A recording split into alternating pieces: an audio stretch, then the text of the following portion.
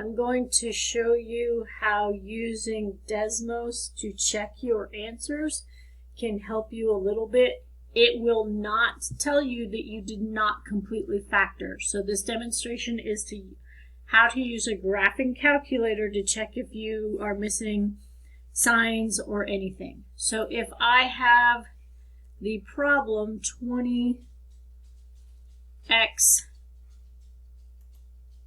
squared minus 45, and I am going to factor that, and I've already done all the work, I'm going to plug in what I factor, and I'm going to show you that couple of things. 4x squared minus 9.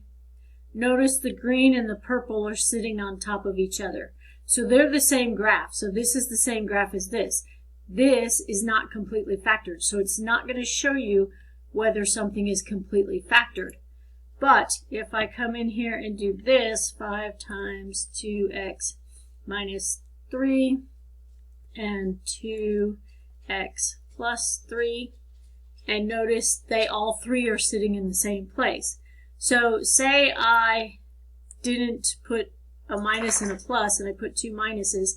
See, there you have a purple graph and a black graph. You know that they're not the same thing. Anytime you factor equations, they are the same equation, just in different formats.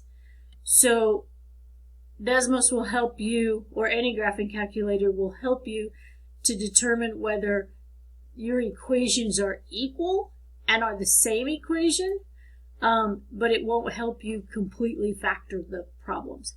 I hope this helps on some of the checking. Make sure that you're okay on time if you're going to use this to check answers on a test or anything that's timed. Also make sure that you have your shown work so you can show me how you got your answer from here all the way to from the green all the way to the black equation. Hope this helps on checking answers and making sure that each answer you are providing is the correct answer.